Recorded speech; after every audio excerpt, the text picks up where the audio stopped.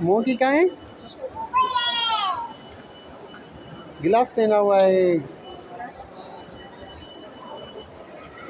इधर देखो।